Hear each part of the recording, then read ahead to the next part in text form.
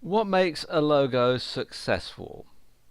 Well, in this video, I'm going to show you some of my personal favorites, and I'm going to explain why I think they work the best. Now, I'm basing this on several different criteria. First and foremost, I believe that the most successful type of logo must be instantly recognizable. It doesn't need any explaining. You must see it and know exactly what the product is that this logo is for. Secondly, it must have stood the test of time, and that means that it must largely be unchanged since it was introduced. Now, the first one is Coca-Cola. And I know we talked about Coca-Cola in an earlier video, but you can see here it is actually very simple. It is the two words that are two of the main ingredients in the beverage, Coca-Cola, and it's written in a fancy script font which was originally handwritten, but it makes an impact so that the shape and the outline of the way that it's written are instantly recognizable. So even if you don't speak English, you can read that and you can recognize the brand. The company was founded in 1886. The logo was first introduced in 1887, and the latest version was updated in 2009, but it was just sort of minor tweaks to it really. And the designer of the latest version was Turner Duckworth. The next one is Shell, Shell Oil and Royal Dutch Shell, they're two associated companies. And once again, you can see exactly what it is. When you're driving along the highway and you see a sign, you know that you're passing a Shell service station, or you're passing a Shell filling station. When you see one of their tankers, you know that it's from Shell. And it's instantly recognizable, and it's very, very simple. The company was founded in 1907, and that's when they introduced the logo, and the latest version was updated in 1999. But again, just like with Coca-Cola, it was a minor tweak. Before then it used to actually say Shell underneath, but now the logo has become so recognizable that they've been able to do away with the legend Shell and have just simply gone for a stylized version of the clamshell. And the designer of this latest version was Raymond Loewy. And then we have, as I was saying in an earlier video, my favorite logo, Bass, for Bass beer, and I like it for its simplicity. It is very, very simple. It is very, very recognizable, and it stood the test of time. Like I was saying in the first video, where you have the picture of a bar at the Folies Bergère, you can instantly recognize that it's a bottle of Bass beer by this very simple logo.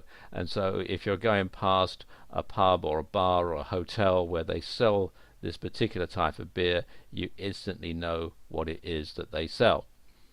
And it's one of the oldest logos in existence. The company was founded in 1777. The logo was introduced in 1875, and as far as I'm aware, the latest version was in 1876. The story goes that the brewery wanted to have the first registered trademark in the UK, and the Trademarks Act came in on the 1st of January 1876, and they had some poor guy who slept out on New Year's Eve 1875 outside the office where they needed to register this, so that he could be first in line the next day and could get this down as the first registered trademark. And so the latest version comes from 1876, but they had designed it the previous year, and the designer is unknown at this time. Then we have Ferrari, the famous prancing horse logo from the Ferrari motor cars. The company was founded in 1929, and that's when the latest version was designed, and it was designed by Enzo Ferrari, or under his direction.